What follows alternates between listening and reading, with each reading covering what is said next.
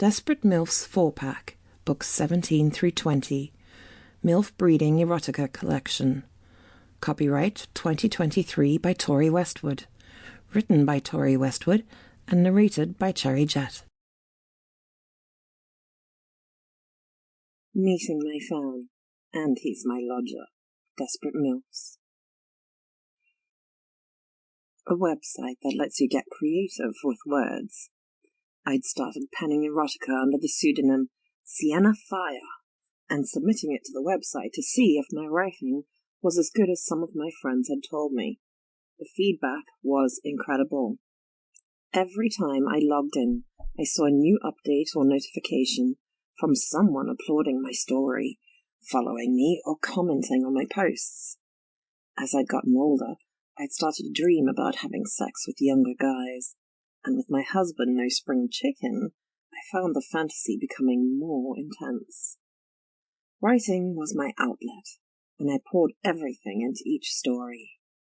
Imagining myself with men of around 20, being wined, dined, and of course 69'd. When it came to writing, I could concoct any fantasy I wanted in vivid detail, and on more than one occasion I found myself having to pause mid-writing to work out my frustrations in a different way. I'd never been more in touch with my body as I was now at 43. The next time I logged back in to inscribe, I was met with several notifications. It gave me a little hit of dopamine to see that someone had interacted with me, and I always gave each one a cursory inspection, just in case it was important. I sat there in the mall car park and read through them. I was informed about several comments on my newest post, as well as a multitude of likes. My followers had increased too, and the tiny profile of my newest follower showcased this. Don't ask me why I clicked. I can't tell you. Maybe I was looking to engage more with my fans, or just curious as to the type of person that enjoyed my work. Instantly, something didn't sit right. The profile picture was now larger, and the guy smiling behind the sunglasses looked incredibly familiar. It couldn't be. Could it? Blake was 19, and had enough hobbies and interests for 2 guys his age. My husband had moved him in when we had some money troubles, but now the troubles were over, it felt harsh to kick Blake out. He was always out doing something, be it football, hockey, fishing, reading, or yoga. His time online was limited, and that was something I was glad of. I never wanted Blake to be a shut-in, which is funny considering I spend most of my time at home now writing.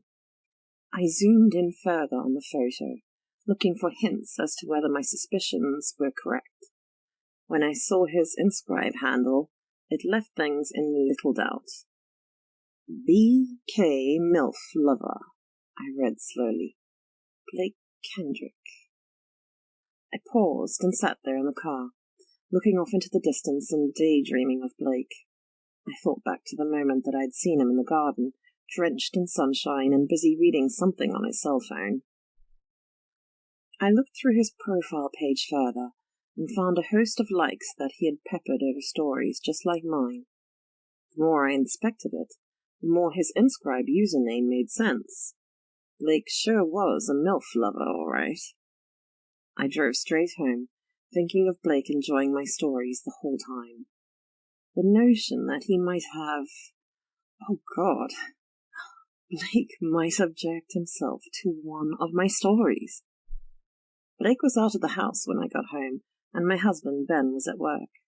He'd be there till late as usual.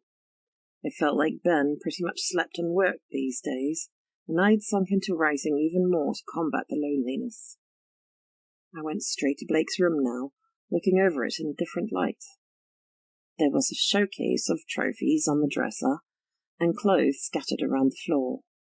I picked a few of them up and started to fold them, placing them over the back of his desk chair that held a stack of books. Always reading, I hummed, and I fingered down through the selection. Amongst them I found a dog-eared magazine that looked somewhat out of place. I pulled it from the pile and gasped as a glamorous model Sample complete. Ready to continue?